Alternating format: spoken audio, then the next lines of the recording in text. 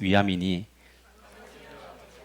내 안에 내가 아버지 안에 있는 것 같이 그들도 다 하나가 되어 우리 안에 있게 하사 세상으로 아버지께서 나를 보내신 것을 믿게 하옵소서. 22절 같이 읽겠습니다. 시작.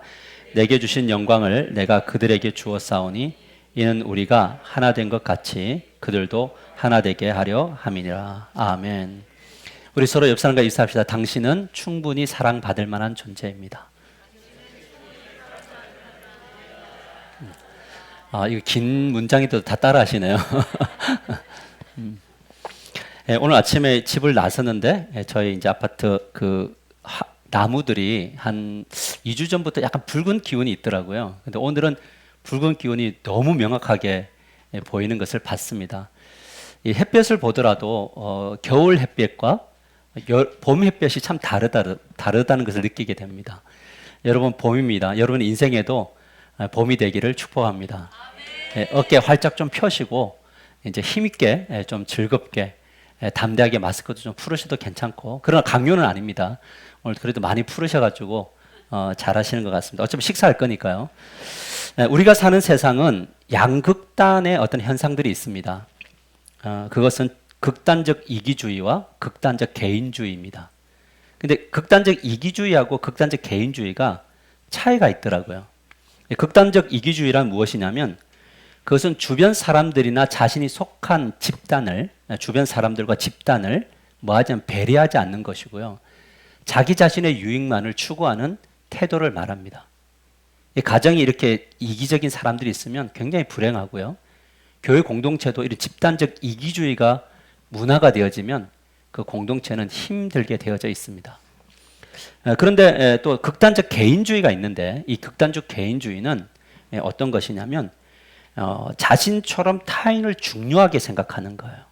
그러니까 약간은 이기주의보다는 개인주의가 조금 더 나아요. 왜냐하면 내가 소중한 것처럼 다른 사람도 소중합니다. 그러니 내가 할 일을 미루지 않고 내가 열심히 하고 해서 당신에게 피해가 가지 않도록 하겠습니다.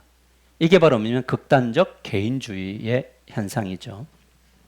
그런데 이런 극단적 개인주의는 지금 북유럽을 중심으로 활성화되고 있습니다.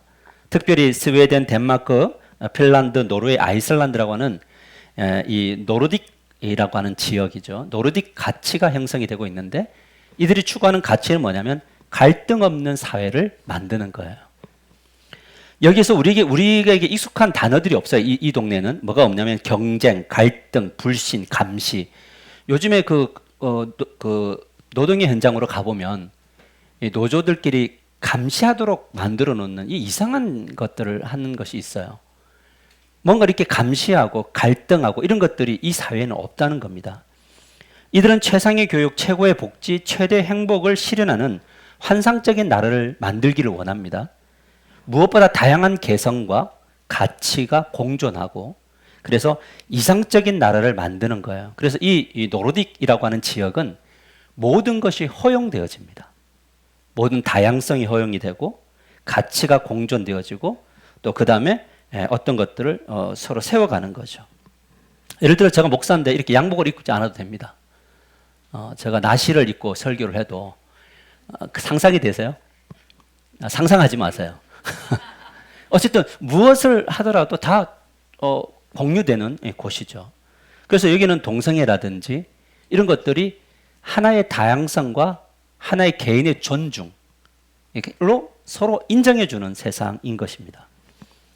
여기에서 성경의 내용만 배제한다면 이 극단적 개인주의는 사실 갈등 없는 세상을 만들 수가 있는 거죠.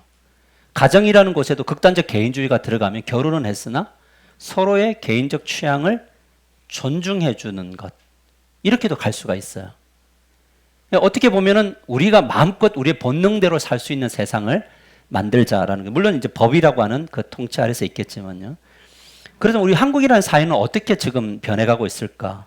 이탈리아 철학자 중에 한 사람인 프랑코 베라르디라는 사람이 우리 한국에서 몇 년간을 살면서 우리 한국 사람들을 이렇게 쭉 살펴보니까 우리 한국 사람 사회의 특징 4가지를 알게 되었다는 거죠. 첫 번째가 뭐냐면 끝없는 경쟁이라는 거예요. 학교를 가도 경쟁이에요. 그다음에 극단적 개인주의. 이제 우리나라도 이제 극단적 개인주의로 가고 있더라는 거죠. 남들에게 나이스하게 대해야 된다, 피해를 주지 말자라는 것, 좋은 건데요.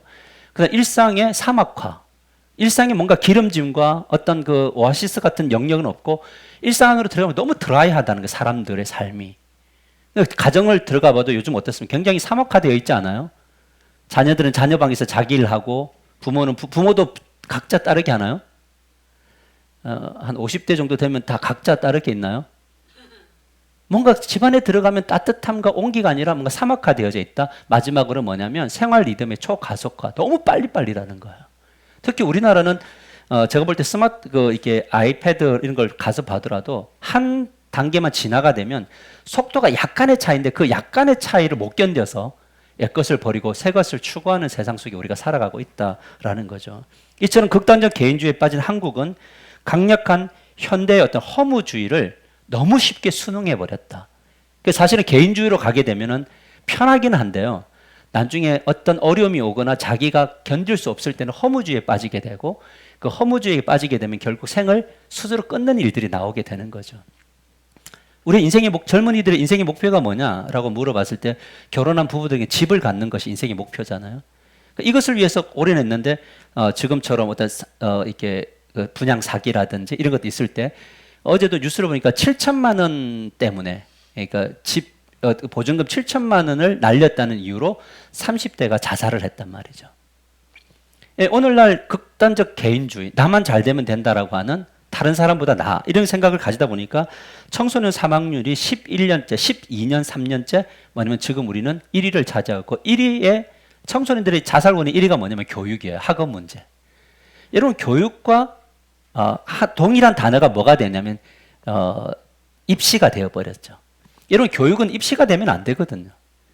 교육이라는 것은 뭐냐면 어떻게 인간답게 살아갈 수 있는가, 이 세상의 역사를 통해서 우리는 이 시대를 어떻게 살아가야 되는가, 우리 각자 다른 다양성들 안에서 자신을 어떻게 알고 어떻게 살 것인가를 아는 것이 교육인데 우리는 교육하면 입시가 돼요. 벌써 중학교만 들어가면 입시로 모든 전쟁이 가게 되니까 여기에 인간적 삶을 살 수가 없다라는 거죠.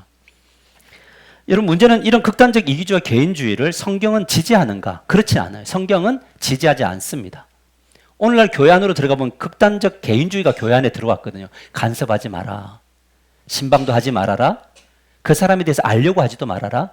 다가오면 맞이하고 안 다가오면 그냥 놔둬버려라. 이게 지금 교회 안에 일어나는 현상들이라는 거죠. 여러분 이건 세상의 나라의 이야기고요. 이 하나님 나라, 즉 이 교회 공동체는 무엇을 지향하냐면 그 유기적 공동체를 지향합니다. 유기적이어야 돼요. 그래서 교회 생활이 들어와 보면 좀 어려운 게 뭐냐면 떠날 수가 없는 거죠. 피해서 가더라도 다른 교회 가봐야 어차피 유기적이어야 되는 거죠. 그래서 이런 것들이 너무 싫어서 나타나는 게 이제 바로 가나안 성도가 이제 이 땅에 나오게 되는 겁니다. 골로새서 1장 18절을 보면 이렇게 이야기를 하고 있습니다. 그는 그리스도께서는 몸인 교회의 머리시라. 그가 근본이시요 죽은 자들 가운데서 먼저 나시니니 이는 친히 만물의 으뜸이 되려 함이라. 이렇게 나와요. 저 말씀을 자세히 한번 보세요. 그는 예수님은 몸인 교회의 머리시다. 이렇게 이야기해요. 그러면 이 말을 잘 풀어보면 뭐냐면 그리스도는 교회의 몸이, 우리는 교회의 몸인데 우리 모두가 교회인데 그리스도의 몸인데 머리는 누구냐면 그리스도이신 거죠. 그러니까 이 교회가 건강한 교회가 되려면 머리이신 주님의 말씀을 따라서 몸이 어떻게 움직여야 되는 거죠. 건강하다라는 것은 무엇이냐면 제가 머리를 긁고 싶다라고 뇌가 내리면 저 머리를 긁어야 되는 것이 건강한 거죠. 여러분 만일에 머리를 긁어라 했는데 손이 콧구멍으로 들어가면 어떻게 돼요? 이건 정상적인 게 아닌 거죠. 눈을 닦아야 되는데 막 귓구멍 후비고 있고요. 머리가 명령하는 것과 다르게 몸이 움직이고 있을 때 이것은 정상적이지 않다라고 이야기하는 겁니다. 교회는 머리이신 주님이 명령을 하면 온 몸이 함께 유기적으로 움직여야 되는 거죠. 내가 지금 등이 가려우면 어떻게 됩니까? 손을 뒤로 내서 등을 가려야지만이 이 손의 기능과 이 몸의 기능이 하나로서의 기능을 하며 건강하게 되어진다라는 거죠. 교회가 서로 유기적이지 않으면 교회는 굉장히 불행한 공동체가 될 수밖에 없다. 그래서 에베소서 2장 21절에 이 몸의 유기성을 어떻게 이야기하고 있냐면 이렇게 말합니다. 그의 안에서, 예수 안에서 건물마다 서로 연결하여 주 안에서 성전이 되어가고 너희도 성령 안에서 하나님이 거하실 처소가 되기 위하여 그리스도 예수 안에서 함께 지어져 가느니라. 자, 이 단어에서 제일 중요한 게 뭐냐면 건물은 뭐냐면 성도들마다 서로 연결하여 뭐 하는 거죠? 교제하며 성전이 되어가는 거예요. 근데 이 성전은 어떤 곳이냐? 하나님이 거하시는 성전이죠. 다시 말해서 이걸 바꿔 이야기하면 건물과 건물이 연결되지 않으면 하나님이 이 가운데 강력하게 내주할 수 없고 거주할 수 없다라는 것을 말해주는 거죠. 우리가 수천 명이 모여서 아무리 하나님을 예배드려도 우리가 유기적이지 않으면 그곳에는 하나님의 임재가 강력하게 나타날 수 없다라는 거죠. 그래서 교회는 유기적이어야 합니다. 하나님과 성도가 하나 되어야 되고 성도가 하나 되어져야 됩니다. 우리 교회는 이준희와 우리 최고의 어른이신 임원희 권사님과 하나 되는 유기적인 거죠. 그래서 제가 가끔 이준희가 우리 교회 안으로 들어오면 여러 사람들이 그 아이를 맡아서 돌봅니다. 당연한 이야기입니다. 왜냐하면 그 아이는 그리스도의 몸이기 때문에 그렇습니다. 그래서 유기성을 아는 사람들은 누군가 홀로 외로워 있을 때 그 사람을 그냥 볼 수가 없습니다. 그의 곁에 가기를 기도하고 그의 그늘진 얼굴을 떠올리며 기도하게 되어져 있다라는 거죠. 여기에 극단적 이기주의와 개인주의는 배제됩니다. 제가 이제 몰아주기 기도회를 한 것 중에 하나가 뭐냐면 우리가 성도들이 한 6, 70명만 돼도 100명만 돼도 누가 누군지 모릅니다. 목장의 경계만 뛰어넘으면 저 사람이 어떤 고민을 하고 있는지 모르는 거죠. 유기적이지 않습니다. 적어도 우리가 기도 노트를 펴고 읽어라도 보면서 아, 이분이 이런 고민을 가지고 있구나. 이분에게 이런 아픔이 있구나. 이분에게 이런 기쁜 일이 있구나. 그것을 우리가 놓고 기도를 하다 보면은 그 사람을 만날 때 보이는 거예요. 뭐가 보이냐면 주님의 일하심이 보이게 되고 기도할 때에 우리의 마음이 뜨거워져요. 뜨거워지면 어떻게 되냐면 그 사람이 사랑스러워지고 생각나게 되고 부족한 점들을 우리가 충분히 커버할 수 있는 능력이 생기게 된다라는 것이 교회의 이야기인 거지요. 오늘 우리 교회 안에도 새벽에 출근하기 전에 집에서 부부가 손을 붙잡고 그 기도 노트를 펴서 그 아픔이 있는 사람들을 놓고 기도를 할 때 그 새벽을 일하러 가기 전에 눈물을 흘리며 기도하는 이들이 있단 말이죠. 많은 분들이 그럴 거예요. 이런 것들이 바로 유기적이죠. 몸은 떨어져 있으나 우리의 영이 주 안에서 하나님 교통하고 있는 거라고 볼 수 있는 거죠. 하지만 이 교회의 유기성을 방해하는 존재가 있다는 겁니다. 그게 바로 누구냐면 사단이에요. 그 사단은 교회가 공동체성을 가지는 것을 진짜 싫어합니다. 그래서 애매하게 경쟁을 붙여놓고요. 뭔가 이 공동체성을 가지려고 하면 사단이 들어와서 그 모든 것들을 깨뜨려 버리고 그래서 교회를 극단적 이기주의와 개인주의로 바꿔놔 버렸다라는 거죠. 그래서 교회는 사실은 예배드리고 식사를 하며 교제를 해야 되는데 예배를 드리자마자 손살같이 막 예배를 드릴 땐 뜨거운데 마치면 아무도 없습니다. 쏙 빠져나갑니다. 마치 막 물이 막 오다가 썰물 밀물처럼 확 쏟아지는 것을 보게 됩니다. 여기에 유기성들이 있을 수 없다는 겁니다. 그렇다면 어떻게 해야 극단적 이기주의와 개인주의로부터 벗어나 유기적 공동체를 이루는 몸의 습관을 가질 수 있느냐. 오늘부터 이제 거룩한 몸의 습관을 훈련하라. 세 번째 주제인 교제하는 몸의 습관을 훈련하라. 오늘 첫 번째 제목은 우리는 하나님과 교제하기 위해 구원받았습니다. 우리 같이 크게 읽을까요? 시작. 우리는 하나님과 교제하기 위해 구원을 받았습니다. 수평적 교제가 문제가 아니더라고요. 수평적 교제를 잘하려면 뭘 해야 되면 하나님과의 먼저 교제가 필요하다. 그래서 하나님과의 교제의 중요성 그리고 하나님과 교제할 때 어떤 일이 나타나는가 이 부분을 배워보려고 합니다. 1절 우리 크게 한번 읽읍시다. 시작. 예수께서 이 말씀을 하시고 눈을 들어 하늘을 우러러 이르시되 아버지여 때가 이르렀사오니 아들을 영화롭게 하사 아들로 그 아버지를 영화롭게 하게 하옵소서. 자, 이 말씀을 다시 한번 보세요. 예수께서 이 말씀을 하시고 눈을 들어 하늘을 우러러 이르렀다. 이 말은 뭐냐? 하늘을 우러러 기도했다는 말인데요. 기도의 내용이 뭐냐? 아버지여 때가 그러니까 이 영어 성은 the time이라고 그때 그 지점. 그러니까 그냥 내가 정한 것이 아니라 하나님이 정하신 그 때가 되었는데 이 때는 어떤 때이냐면 바로 예수님께서 이제 고난과 십자가를 짊어지실 그때. 내가 이제 십자가를 짊어지러 갈 때가 되었습니다.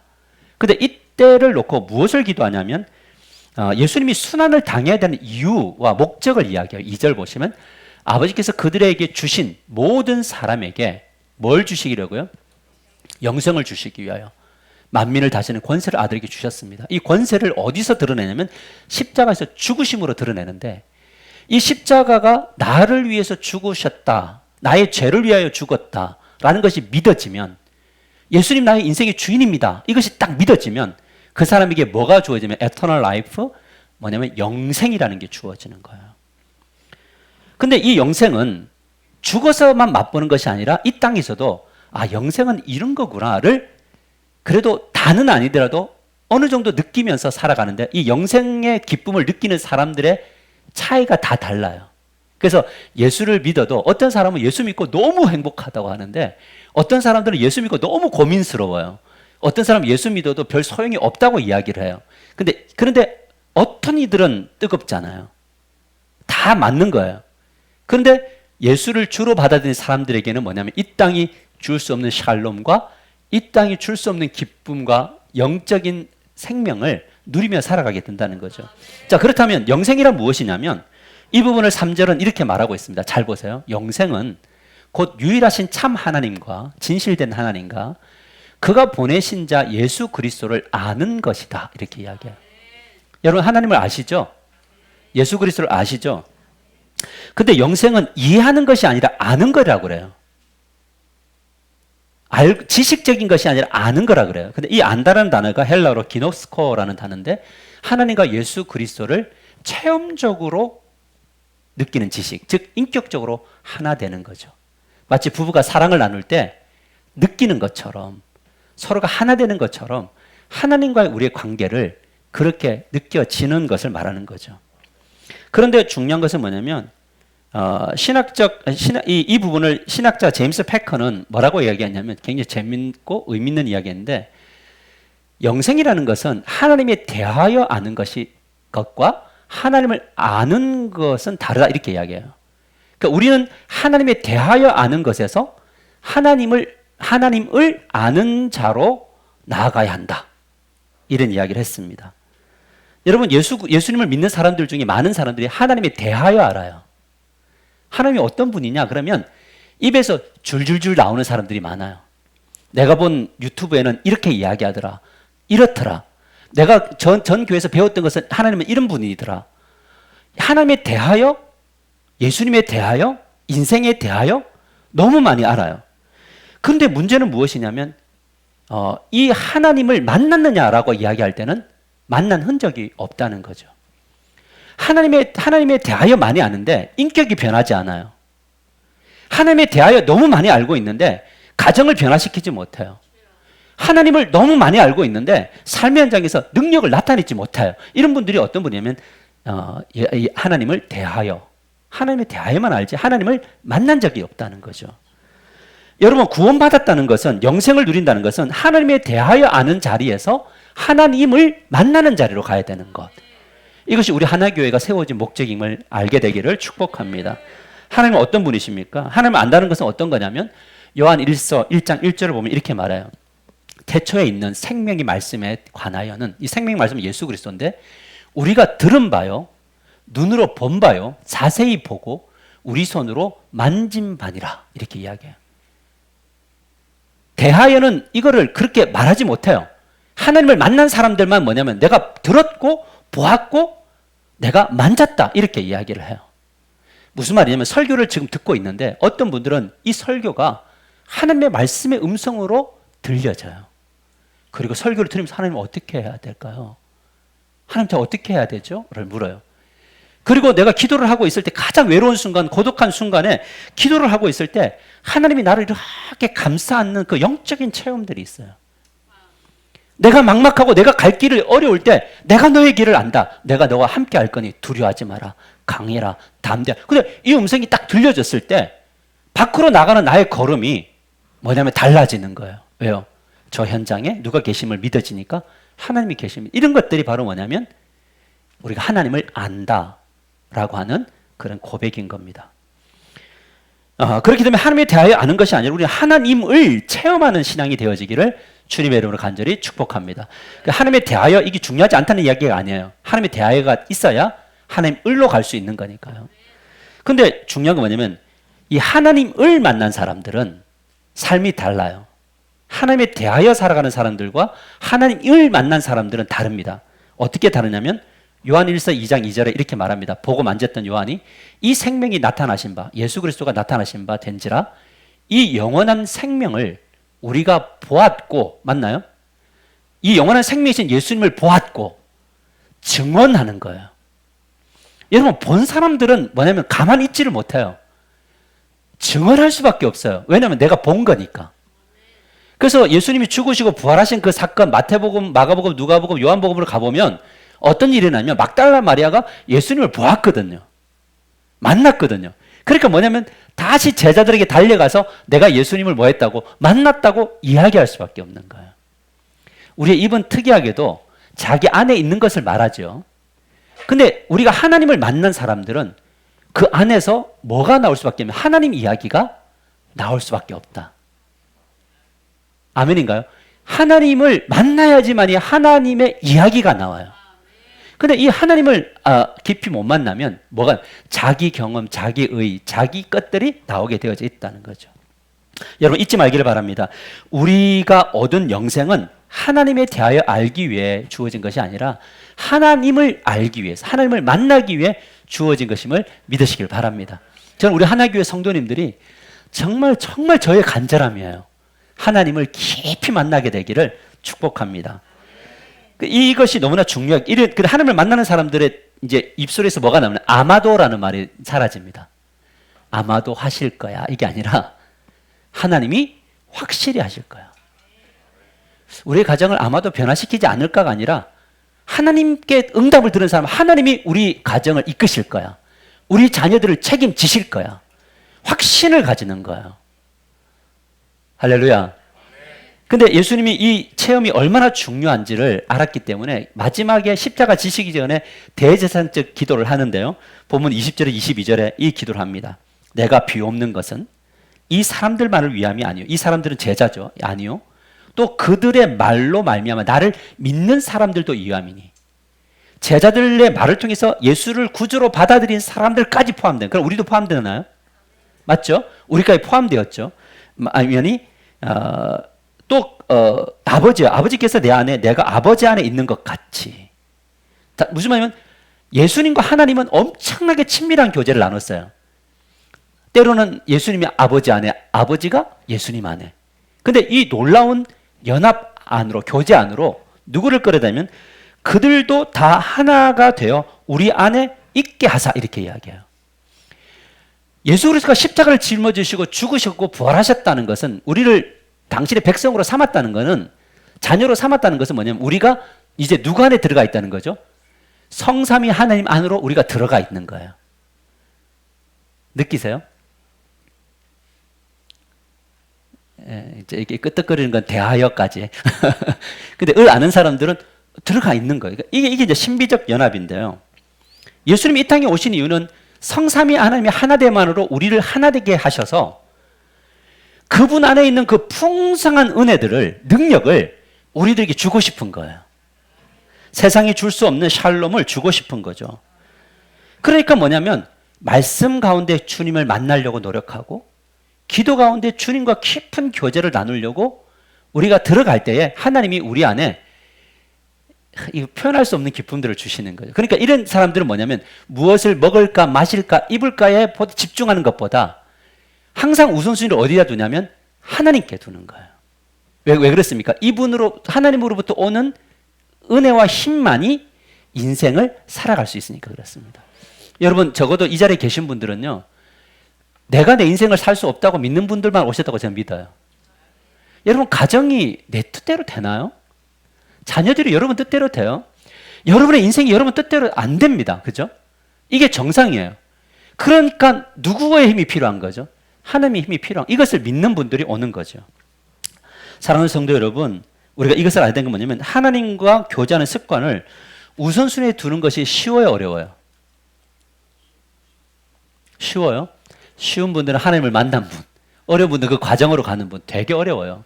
왜 어렵냐면 사단이 절대 하나님 만나지 못하도록 합니다. 저는 목회자니까 성도들을 보잖아요. 저를 보기도 하고 성도를 보는데 뭔가 하나님을 만나겠다고 결심한 사람들을 볼 때 저는 굉장히 긴장을 해요. 왜 긴장하는 줄 아세요? 사단이 항상 건드려요. 새벽기도 하려고 하고 그 다음에 뭔가 주님이 뜻대로 살아가려고 하면 정말 강력한 것을 가지고 우리를 건드리지 않아요. 정말 우리가 볼 때 이런 것 가지고 라고 하는 것들로 건드려 들어와서 그 은혜의 자리를 못 가도록 막아버린단 말이죠. 왜 그렇습니까? 이 사람이 하나님의 은혜와 능력을 받으면 큰일 날 사람들이기 때문에 사단은 막아요. 그래서 여러분 기억해야 될 게 뭐냐면 내가 결단하고 예배 드리려고 하고 말씀 배우려고 하고 뭔가 주님을 위해서 헌신하려고 할 때 어려움이 오는 순간에 올 때 딱 어떻게 해석해야 되냐면 아 지금 하나님 나를 주목하고 계시는구나 이렇게 생각하셔야 돼요. 근데 하나님에 대하여 아는 사람들은 뭐라고 이야기하냐면 이거 뭐지 이거? 그래서 그 상황에 빠뜨려져서 주님을 떠나고 주님과 관계를 끊어버려요. 여러분 이것이 우리의 상관의 어려움이. 그래서 사단이 이제 전략을 세울 게 뭐예요? 극단적 개인주의를 뿌렸어요. 성공했나요? 되게 성공했어요. 여러분 기도할 때 혼자 결단하고 기도가 되던가요? 솔직하게 이야기하면 제가 혼자 여기서 기도하고 있으면 기도 맛이 잘 안 나요. 그런데 기도하려고 하는데 한 사람이 있을 때 기도의 힘과 두 사람, 세 사람, 네 사람이 있을 때는 다릅니다. 유기적이에요. 근데 사단은 극단적 개인주의를 뿌렸어요. 특히 요즘에 MZ 세대들과 그 다음에 이제 알파 세대들, MZ 세대들 밑에를 알파라 그러는데 이 알파 세대들까지는 터치하고 간섭해서 들어오고 자기에게 들어오는 것을 진짜 싫어합니다. 그러면 나의 극단적 개인주의를 가지고 살아갈 때 행복하냐? 절대 그럴 수 없습니다. 왜냐하면 이것은 영적인 진리이기 때문에 그렇죠.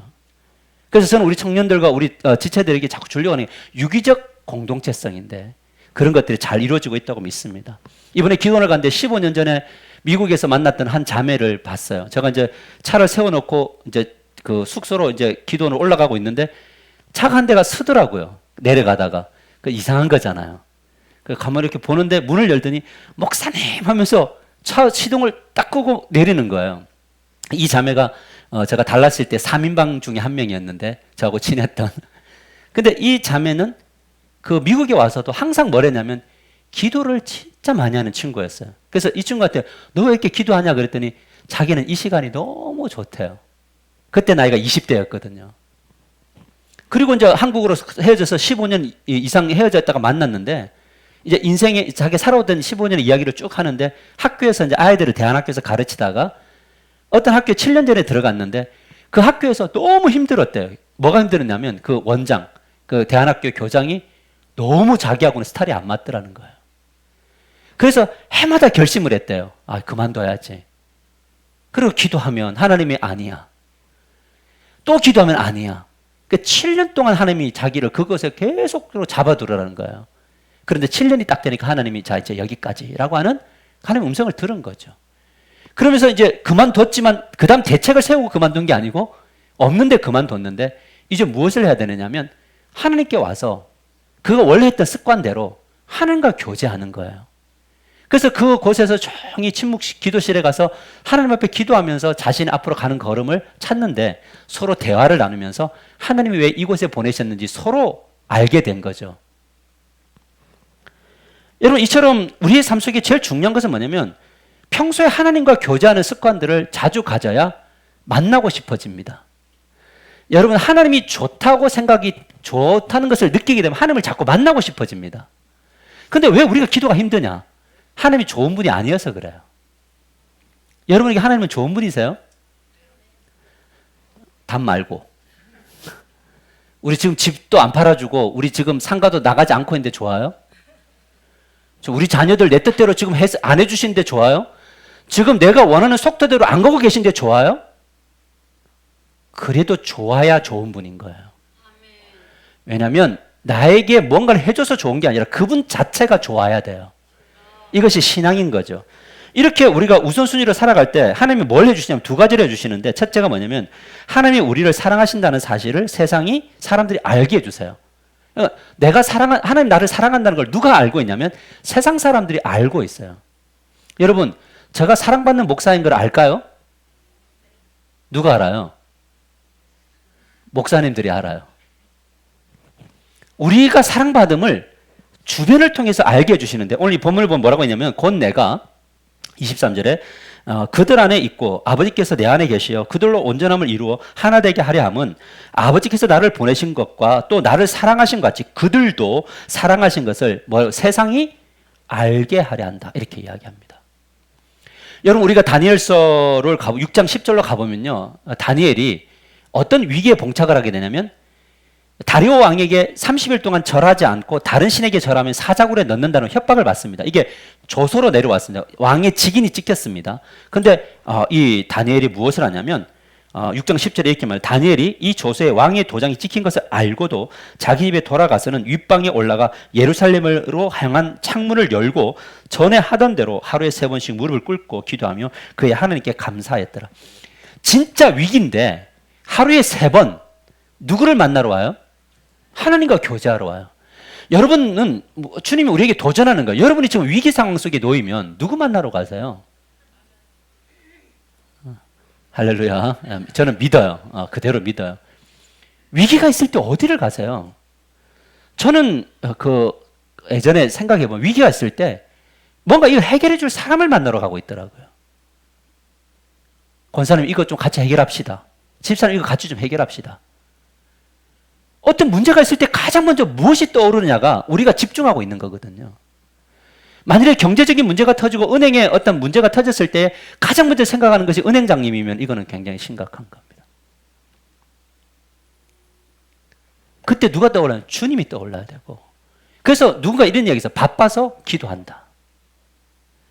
위기이기 때문에 기도한다. 근데 이게 되게 어려운데 이것이 결국 우리 인생의 돌파구예요. 그래서 저는 우리 하나교회를 꿈꾸는 게 뭐냐면 우리 교회 공동체가 유기적이어야 되니까 누가 위기다 이러면 뭐냐면 진짜 지금처럼 달라붙어 기도하는 공동체가 되기를 축복합니다. 역사가 나타나잖아요.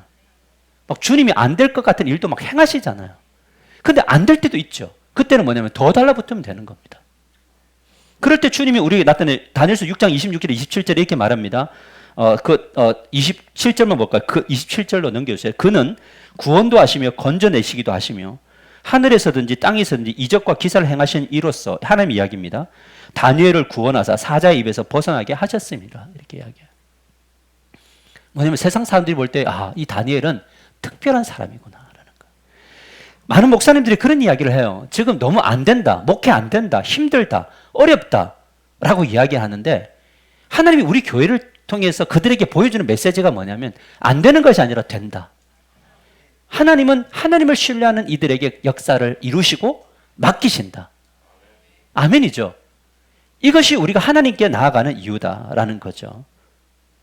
여러분 우리가 두 번째는 뭐냐면 영원한 천국에서 하나님께서 예수님께 주신 영광을 보게 하는 건데 우리도 천국에 가고 그 주님의 영광을 실제로 볼 겁니다. 여러분 우리가 영원한 천국을 갈 때 하나님 나라에서는 죽어서만 가는 것은 아니에요. 그러니까 여러분 천국에 왜 가기 싫다고 이야기했죠 제가? 지금 이 천국의 맛을 못 보니까 천국이 막연한 거죠. 지금 이 세상에서 살아갈 때 여러분의 천국은 어디예요? 어떤 때 천국을 느끼세요? 요즘 여러분에게 천국이 있어요? 여러분의 가정은 천국이에요?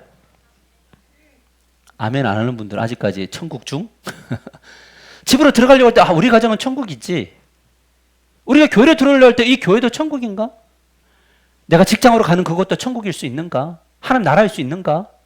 근데 성경은 뭐라고 이야기하면 내 주 예수 모신 곳 그 어디나 하나님의 나라라고 그러거든요. 천국이라고 그러고. 그러면 그리스도인들은 뭐냐면 영생을 지금도 맛봐야 된다는 거죠. 근데 이 맛봄을 이 땅에서는 온전하게 다 맛볼 수가 없더라고요. 어떻게 보냐면 고린도전서 13장 12절에 이렇게 말합니다. 보세요. 우리가 지금은 거울을 보는 것 같이 희미하나 그때에는 이제 영원한 천국에 가는 거죠. 얼굴과 얼굴을 대하여 볼 것이요. 지금은 내가 부분적으로 아나 그때에는 천국에 갔을 때는 주께서 나를 아신 것 같이 내가 온전히 알리라 이렇게 이야기해요. 지금 우리가 아는 것은 거울을 보는 듯이 희미하다. 이게 무슨 말이냐면 그때 당시에는 거울이 동이잖아요. 그러니까 지금 거울하고 다르게 애매하게 희미하게 보이는데 나중에는 정말 밝게 보일 거다. 무슨 말이냐면 지금은 우리가 예수님을 부분적으로밖에 못 만나요. 혹시 뭐 기도할 때마다 주님 나타나셔갖고 뭐 앉아서 대화 나누시는 분 있으세요? 밥 먹는데 주님 일용할 양식을 주셔서 감사합니다. 앞에서 가서 그래 잘 먹자. 뭐 이런 거 있으세요? 아무도 없죠. 근데 부분적으로만 알아도 이것은 세상이 줄 수 없는 샬롬이에요. 부분적으로만 알아도 좋은 이 기쁨을 누리는 사람이 영원한 천국에 가서 느끼는 그 은혜를 사모하게 되어져 있다는 거예요.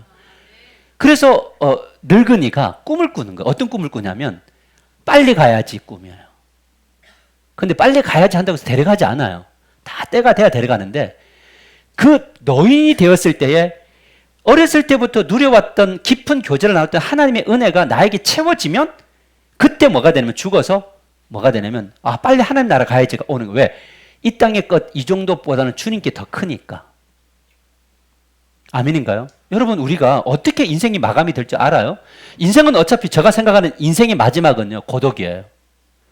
우리 지금 부부가 함께하고 있지만 먼저 누군가 갈 건가요? 혹시 동시에 가지 않겠죠? 누군가는 먼저 갈 거죠? 그럼 홀로 남아야 되죠? 상상해봤어요? 아내 없는 나의 홀로 된 노인네? 혼자서 막 이렇게 허리 숙이면서 밥 해 먹는 나의 모습? 김치 하나 막 먹고 있는 나의 모습? 이것저것 귀찮아가지고 그냥 가만히 있는 나의 모습 생각해 보셨어요? 우리 형제님들. 지금은 생각도 안 하시지만 다 해주니까.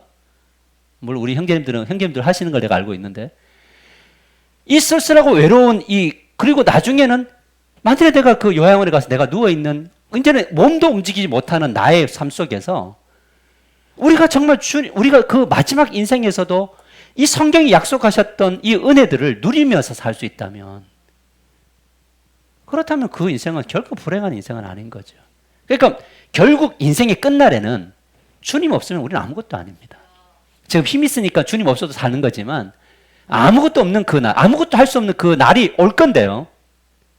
그날에는 주님만이 우리의 힘인 거예요. 그것을 우리는 지금 여기서 교제 속에서 느끼고 누리고 살아가는 우리 하나가족들이 되기를 축복합니다. 말씀을 맺겠습니다. 우리는 극단적 이기주의와 개인주의를 벗어나서 나도록 구원받았습니다. 더 나아가 타인과 깊은 교제를 나누도록 구원받았죠. 이를 위해서 우리가 힘써야 될 것은 무엇이냐면 그것은 하나님과 교제 나누는 것이 우선순위가 되기를 축복합니다. 근데 우선순위가 되려면 뭘 해야 되냐면 희생 대가를 지불해야 돼요. 여러분 내가 하루를 살아갈 때 우선순위가 있어야 돼요. 근데 그 우선순위는 뭐가 되냐면 하나님과 깊이 만나는 우선순위가 돼야 됩니다. 이 하루 중에 이 시간이 있어야 돼요. 이거 어떤 것들하고도 포기할 수 없는 그 하나님 나의 모든 것이 되는 그 시간. 우리가 놀 거 다 놀고 누릴 거 다 누리고 할 것 다 하고 난 다음에 하나님을 만날 수가 없어요. 하나님이 제일 싫어하는 게 뭐냐면 적선해 주는 것. 하나님 제가 예배 드려줄게요. 하나님 내가 교회 한번 참석해 줄게요. 목사님이 하도 저러네 한번 참석해 줄게요. 내가 요 정도 해줍니다. 이거 하나님이 별로 안 좋아해요. 뭘 해줘요 우리가? 주님이 다 하셨죠. 우리가 주님을 알 때 우리의 삶은 그게 가정이든 직장이든 교회든 모든 삶은 예배인 거죠. 지금 이 일하는 예배가 너무 힘들면 그 일하는 예배를 좀 더 힘듦을 감해달라고 기도할 수는 있다고 저는 봅니다. 그러나 모든 것들은 예배인 거죠.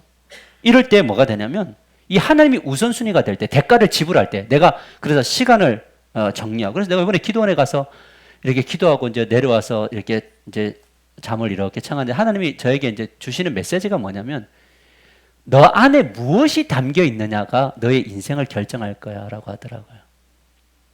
뭐가 채워져 있지 내 안에? 뭘로 지금 채워져 있는 거지? 이 복잡한 모든 것들을 잠시 그려보고 스케치를 해보고 그 가운데 하나님과 나이가 독대하는 시간들이 우선순위 되는 것이 있는가를 점검하고 그 우선순위를 찾아서 걸어갈 때에 여러분의 내적인 체험과 외적인 체험, 영적인 체험들이 있게 될 줄 믿습니다.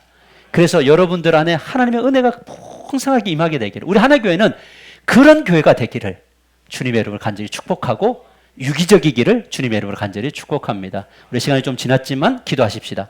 기도할 때에 사실 가정은 나를 위한 것이 아니에요. 상대방만을 위한 것도 아니고 유기적인 것이